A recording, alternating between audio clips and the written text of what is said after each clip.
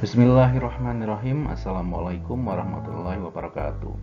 Baik anak-anakku sekalian, pada kesempatan kali ini pada bab 2 kejayaan intelektual ilmuwan dan ulama muslim Daulah Abbasiyah, kita akan mempelajari tentang kejayaan intelektual ilmuwan dan ulama muslim yang ada pada masa Daulah Abbasiyah. Namun sebelumnya mari kita membaca basmalah bersama-sama terlebih dahulu. Bismillahirrahmanirrahim. Baik, untuk selanjutnya mari kita simak beberapa slide berikut ini. Tujuan pembelajaran pada materi ini, peserta didik diharapkan mampu menjelaskan kejayaan intelektual ilmuwan dan ulama muslim Daulah Abbasiyah. Ilmuwan muslim masa Daulah Abbasiyah, ilmuwan bidang kedokteran.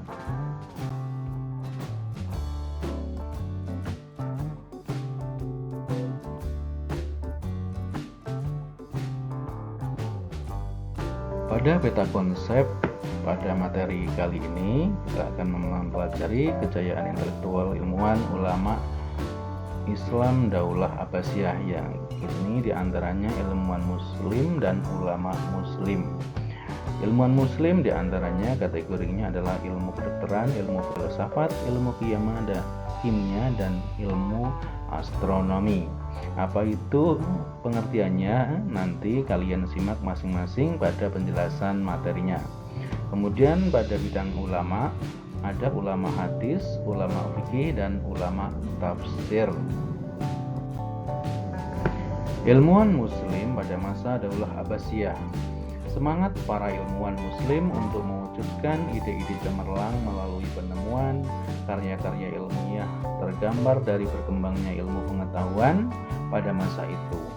Kondisi, situasi, dan dukungan penguasa membuat iklim, tradisi, dan budaya ilmiah melaju begitu cepat. Kegiatan penerjemahan manuskrip kuno, buku-buku, literatur tentang ilmu pengetahuan yang pada awalnya berbahasa Yunani dan Romawi diterjemahkan ke dalam bahasa Arab.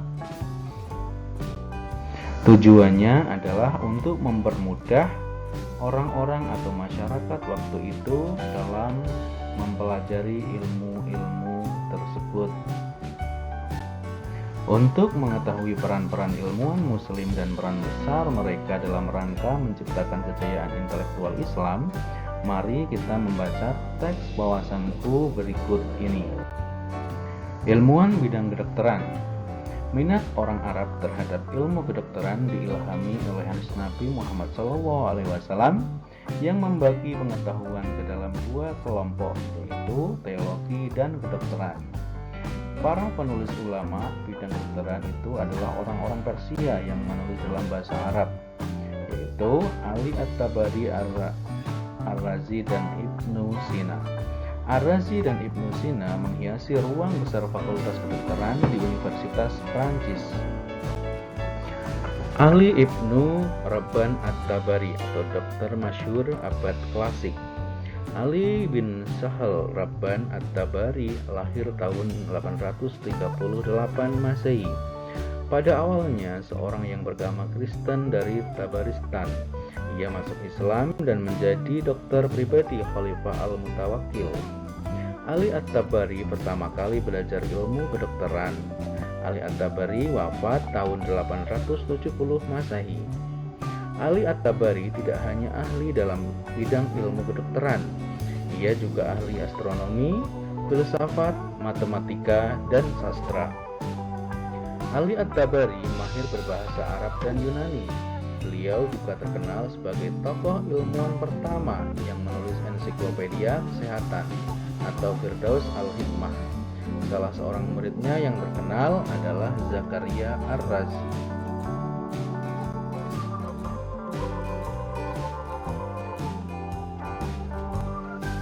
Karya-karya Ali At-Tabari diantaranya Firdaus Al-Hikmah yang merupakan ensiklopedia kesehatan yang memuat di dalamnya tentang obat-obatan dan cabang ilmu kesehatan. Buku ini ditulis pada tahun 850 Masehi dan terdiri dari 7 jilid. Din ad-Daulah, sebuah kitab membahas tentang agama dan negara. Hifzus Sihah adalah sebuah buku yang menjelaskan cara menjaga kesehatan, dan masih banyak lagi karya-karya beliau. Ar-Razi adalah penemu penyakit cacar air dan darah tinggi. Nama lengkapnya adalah Abu Bakar Muhammad bin Zakaria Ar-Razi.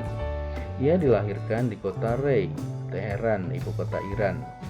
Di Baghdad, dikenal sebagai kepala dokter di rumah sakit besar yang ia dirikan sendiri. Ar-Razi juga merupakan penulis paling produktif. Semasa hidupnya, ia menulis tidak kurang dari 200 karya ilmiah. Beberapa di antaranya adalah Al-Hawi atau buku yang komprehensif. Buku ini dianggap sebagai karya utama Ar-Razi dalam bidang kedokteran, yang pertama kali diterjemahkan ke dalam bahasa Latin oleh seorang dokter Yahudi Sisilia. Yang kedua, Al-Judari wal Hasbah. Buku ini membahas tentang penyakit cacar air, campak, dan bisul, serta dipandang sebagai mahkota dalam literatur ilmu kedokteran.